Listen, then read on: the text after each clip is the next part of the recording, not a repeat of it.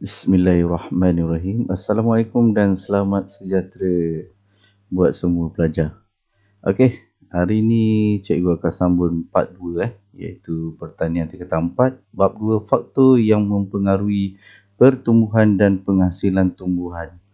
Okey, tapi kali ini tajuk dia lebih kepada pengenalan bahagian warna tanah. Okey? Okey, pergi kepada slide seterusnya. Okey, jadi objektif untuk kelas kita pada hari ini iaitu pelajar mesti boleh menyatakan kepentingan warna tanah. Okey, nanti slide-slide berikutnya akan menerangkan tentang warna tanah dan jadi objektif kat sini pelajar boleh dapat menyatakan kepentingan warna tanah. Okey, kita masuk kepada slide seterusnya. Okey, jadi warna tanah kat sini ialah warna yang wujud pada sesuatu tanah. Okey. Warna itu kalau para pelajar lihat pada tanah, kalau kawasan rumah masing-masing akan lihat warna tanah itu pelbagai. Okey, ada satu tempat warnanya hitam, ada satu tempat warnanya kuning dan ada satu tempat warnanya seakan-akan kelabu. Okey, itu disebabkan oleh faktor-faktor ataupun fizikal tertentu. Okey, kalau kita tengok sini dapat menerangkan iaitu pelajar dapat menerangkan keadaan fizikal tanah. Okey. Lepas tu kandungan bahan organik yang terdapat dalam tanah. Lepas tu keadaan saliran tanah, aktiviti mikroorganisma dan akhir sekali macam mana kesuburan tanah tersebut. Okey, seterusnya. Okey, kita pergi kepada warna tanah. Okey, kelabu. Warna kelabu. Okey, kat sini dia ciri-ciri dia terdapat oksida ferrum. Okey, apabila dia warna kelabu, maksud dia ada oksida ferrum. Okey, seterusnya dia merupakan saliran dan pengudaraan yang kurang baik. Kalau tengok pada gambar ni pun, dia punya tekstur dia pun nampak rapuh. Jadi dia sesuai untuk tanaman seperti getah dan juga kelapa. Okey, seterusnya. Okey, ini warna perang. Okey. Jadi kalau kat sini dia masih lagi terdapat oksida ferrum yang bercampur dengan bahan organik. Sebab tu dia warna dia lebih perang sikit daripada yang tadi. Okey, lepas tu dia mempunyai saliran yang baik. Lepas tu subur dan sesuai untuk kebanyakan jenis tanaman. Okey, kalau tengok situ tanaman sayuran sesuai lah. Okey, ni warna tanah untuk perang. Okey, seterusnya. Warna tanah merah. Okey, masih terdapat oksida ferrum, mempunyai saliran dan pengudaraan yang baik dan biasanya di kawasan lereng-lereng bukit. Okey, jadi kat sini dia kata sesuai untuk tanaman getah dan kelapa sawit. Okey, sesuailah pokok kelapa sawit dan getah ni dekat tanah yang berwarna merah. Okey, seterusnya. Warna kuning. Okey, masih juga terdapat oksida ferrum tapi bercampur dengan molekul air. Okey, tanah ni lebih lembap berbanding tanah merah tadilah. Okey, jadi kat sini dia ada campur sikit dengan molekul air dan dia mempunyai saliran yang sangat baik.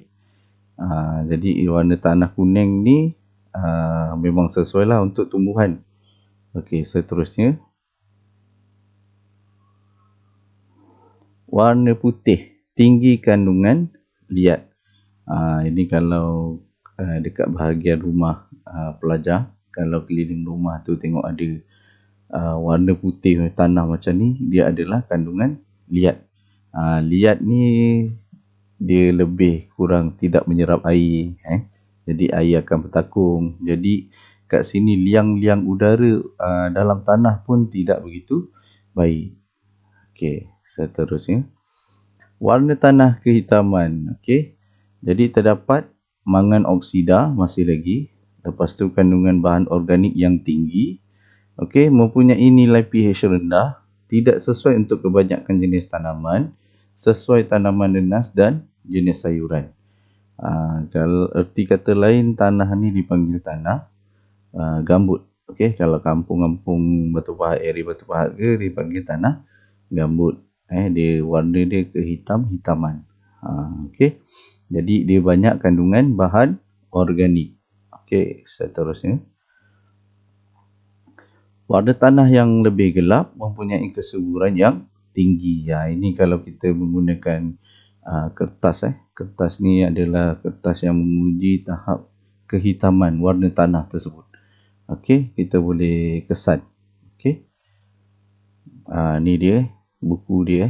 Buku yang kesan pH tanah, warna tanah. Okey. Alat penentu warna tanah. Okey. Okey, seterusnya. Okey. Jadi hari ni hanya mengenal warna tanah. Okey. Kalau tengok balik, kita pergi ke atas balik. Okey.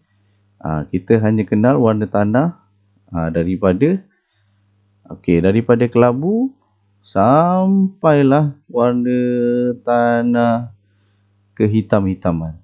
Okey. Jadi di sini cikgu ada sertakan sedikit latihan untuk pelajar. Nyatakan 3 kepentingan warna tanah. Tadi dekat slide yang atas-atas ada. Jadi pelajar boleh tengok balik lah slide tersebut. Okey, 3 kepentingan warna tanah. Ni pelajar nak edit dekat slide yang saya akan upload dekat Google Classroom, ataupun pelajar boleh menulis dan snap gambar hantar WhatsApp pun boleh. Okey, mana-mana cara yang boleh. Okey. Seterusnya, pernyataan di bawah menerangkan kepentingan warna tanah terhadap ketersediaan nutrien tertentu. Tandakan right bagi pernyataan yang benar dan salah bagi pernyataan yang salah dalam kotak yang disediakan. Ni tengok pada pernyataan tadi dan cuba tandakan yang mana salah ataupun yang mana betul. Okey, seterusnya. Tandakan right bagi jawapan yang betul dan pangkah bagi jawapan yang salah dalam petak bersebelahan di bawah mengenai sifat-sifat fizikal tanah. Sifat dia macam mana tadi? Gelap, okey. Yang mana mempunyai saliran dan pengunderaan yang baik. Ini tandakanlah. Okey, senang je soalannya. Okey. Kalau masih lagi tak faham, boleh semak balik pada slide yang sebelum ni. Okey, lepas tu latihan seterusnya, pernyataan di bawah dan menerangkan tentang faktor yang mempengaruhi keasidan tanah. Jadi tandakan right je lah. Okey, sama juga. Okey, yang mana berkaitan awak tandakan betul. Okey, saya rasa setakat ini sahaja video penerangan berkaitan tentang faktor yang mempengaruhi pertumbuhan dan penghasilan tumbuhan. Jadi hari ini pelajar mengenal warna-warna tanah. Okey, kenapa penting kita mengenal warna-warna tanah? Okey. Jangan ingat kita belajar ni apa cikgu, kita belajar warna tanah pula kan. Tengok tanah je. Sebenarnya kita kalau jadi seorang petani moden, okey, kita perlu tahu warna tanah apabila kita mendapat satu bidang tanah, okey, ataupun kita membeli tanah yang baru untuk dibuka sebagai kegiatan pertanian, kita perlu tahu warna dia. Okey. Yang pertama, yang pelajaran sebelum ni kita kena tahu kenapa pentingnya tanah. Okey, kenapa pentingnya bahan organik.